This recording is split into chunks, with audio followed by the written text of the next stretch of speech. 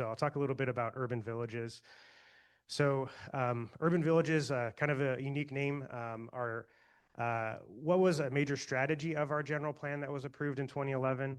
And so these are areas designed as walkable, dense communities or neighborhoods. So the idea is that we were adding 120,000 units of housing or growth within that horizon to 2040. We would have growth in downtown, around Deerdon Station, but we would also look to add capacity for that housing growth in other areas of the city, and these were called urban villages. And so they were it was focused growth. So it was around regional transit, local transit, so around our BART stations, around our light rail stations, along commercial corridors.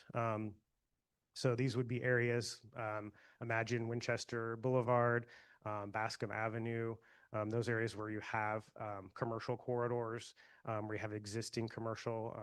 The idea would be that you could add mixed use, so residential and commercial space. And then lastly, our neighborhood villages. So these are smaller commercial centers where we would envision adding new housing and new commercial or intensified growth. So next slide. So that was planned in 2011. So the general plan identified 62 of those urban villages throughout the city.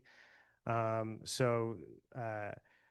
2011, we've planned for 16 of those villages. So the idea or concept in the urban village strategy is that each of those villages would have a community-based process where we would create an individual plan for those villages that would guide how the village was developed. It would change the land use over from the commercial to the mixed use or residential.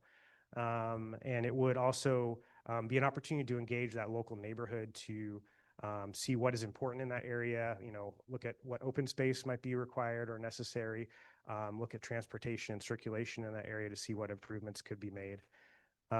So we still have 46 villages that are unplanned.